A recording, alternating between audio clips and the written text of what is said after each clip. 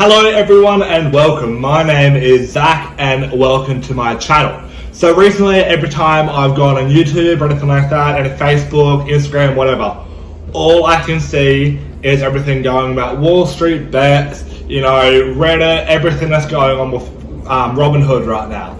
So what I thought I would do is I'll jump on the bandwagon and I would go and have my viewpoint on what's happening with Robinhood, and then just go through everything of what's happening, why they're getting sued, what's a company like, how is a company actually run. So if any of you guys would really like that, please go down below, hit that smash that like button, subscribe, comment, do everything you can, really share this video. So before I actually get into the nitty gritty of what's happening with them and why they're actually getting sued, what I want to do is actually go through what Robinhood actually is and how they kind of have changed investing overall.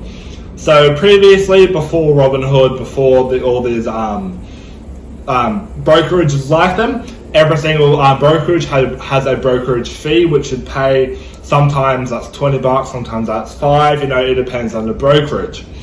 Now, so what Robinhood has done is they have actually really revolutionized the space that's going on right now, and they really became one of the first few companies to ever do this and have brokerage fees which are non-existent. And the way that they have actually targeted their audiences and the way which they have done their advertising has actually been really groundbreaking and really influential. It's been a really new aged way of thinking because they've targeted really a younger audience which is wanting to invest, and they've done it very smartly. However, the way that they have done it has come at a cost, and some of these costs are now being reaped and they're being sued because of it. So what their advertising platform has actually done is they have tried to make investing kind of like it's a video game, and they have kind of dulled down all the real world stuff that goes along with investing. And it's just a not really healthy attitude to have towards investing. No, it's a really smart advertising ploy because you're getting a hell of a lot of young people coming in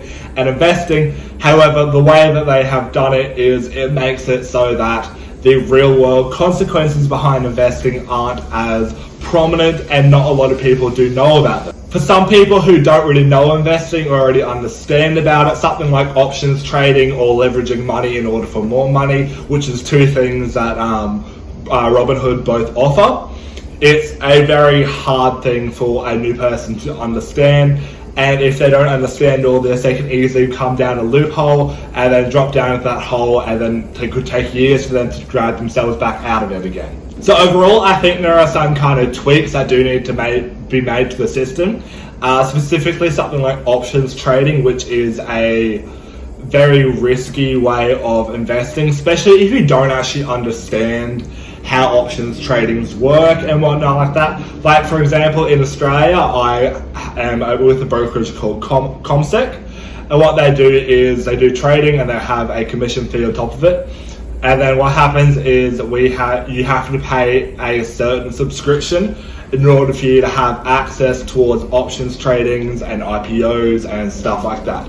Now, what this does is it really minimizes the risk of a random person who doesn't know how to trade, anything like that, coming into the market going options trading $50,000 when they already have $2,000. The way that this happens is it can build up a hell of a lot of problems in the future, and it's just a really unhealthy way of looking towards investing.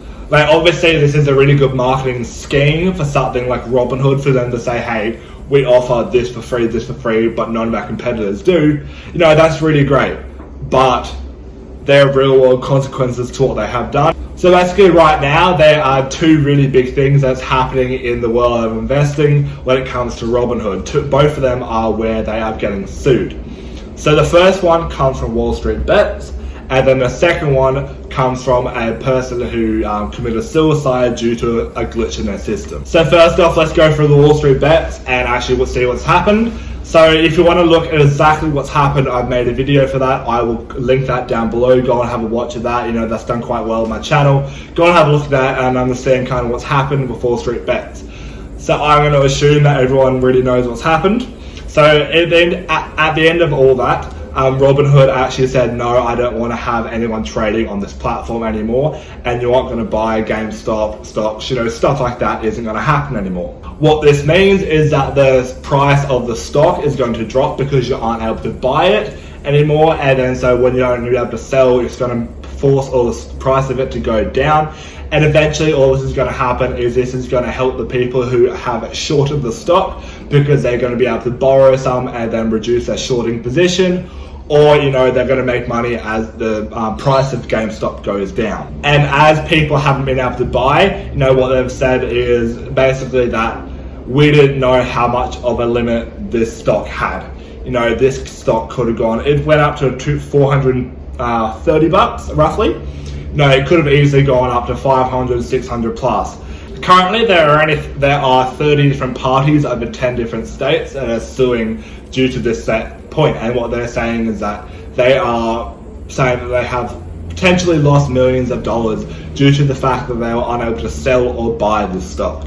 So what they're actually trying for right now is a class action lawsuit. What will happen then is all of these will come together in one big lawsuit, and they won't have to be litigated separately in 10 different states, because that would be a horrible thing to happen for Robinhood. It will take forever to do that. So pretty much all of them are alleging that they have lost millions or hundred thousands of dollars due to the fact that they're unable to buy or sell during this time. All of them are doing this for different reasons. Like, there are some people out there who are alleging that they weren't able to exercise their purchase options, which has lost their money, while others are saying they have accused the company of negligence and breaching its contract with the traders by not allowing them to buy or sell. Robinhood has actually tried to defend this, and they have put a blog post up, and they have said that it was a risk management decision undertaken in the face of extraordinary circumstances. This kind of, for me, seems like a bit of a cop-out, because at the end of the day, this is a good thing. If people are trading on the stock, this is a good thing for Robinhood.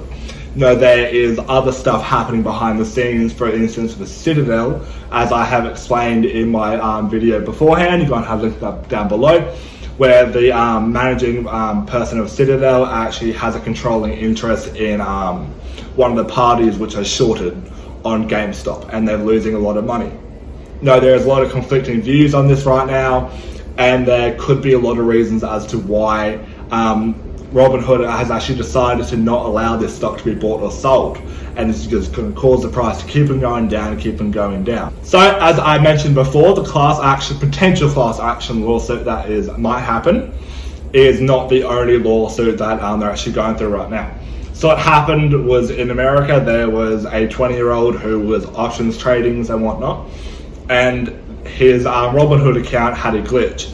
And it showed that in one morning that he had over $700,000 worth of debt towards Robinhood that he had to pay.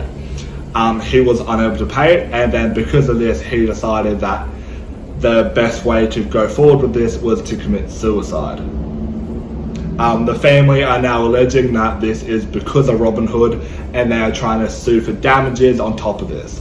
It's a really horrible situation to be in all parties and whatnot. However, I do understand what is happening right now, and I do understand that Robinhood are legally responsible for what's happening. They are the reason why this person has committed suicide, whatever they want to think about the situation. Overall, this really has two massive implications for Robinhood. Both of them are monetary, however, they're monetary in different reasons. So the first is that a lot of people are trying to say now that Robinhood has taken away their freedom, and then Robinhood has done all this stuff to them by restricting them from trading. And so now they don't believe that Robinhood has their best interests at heart. So then what they're saying is, so if you don't have my best interests at heart, all these other brokerages do, and what I'm going to do is I'm going to switch over to these other brokerages. As they have switched over to these other brokerages, what's going to happen is they're going to lose money, as a lot of people are now not going to invest on their sites. And as this, they're not going to make as much money from the ways that they do. The second way that they're not going to make as much money from this is because they're might have to pay potentially a lot of money in legal fees to all those people who have lost money from them not being able to trade, or from the other lawsuit where the guy has committed suicide, unfortunately. The fact that Robinhood has actually restricted access to their site is actually being quite controversial and is quite ironic in the way of how it's panned out. You know, Robinhood have actually come out and said that their mission statement is to democratize finance for all. You know, this is a really big statement to happen, and the whole point of Robinhood is the name of Robin Hood, of giving back to the poor from the rich. You know, everyone's able to do the exact same thing. Everyone's able to, you know, invest and do something in that type of financial world. However, they have just gone, nah, can't do it now, because their interests have been demolished and someone has said, nah, you can't do that anymore. So overall, it's quite an ironic statement that's happening from them. And, you know, I think they're going to get in a lot of trouble, and I do think that eventually at least one of these lawsuits is going to work. You know, there's 30 of them, not including the one where the guy has unfortunately committed suicide. So there's 31 cases potentially that will have to be litigated. The amount of money that they're going to lose overall is massive. You know, they might lose millions in legal fees alone, not to mention damages and whatnot on top of that. No, the implications that this could be for Robinhood is massive. Like, potentially in the future there might not even be a trading service anymore, and they might just be gone, and they might have to become bankrupt, and they might have to stop doing their whole entire business platform. But so that is all for me, guys. I hope you guys are having a great day. I'm sorry the camera keeps moving because I keep hitting the table, but I will see you guys next time. Bye.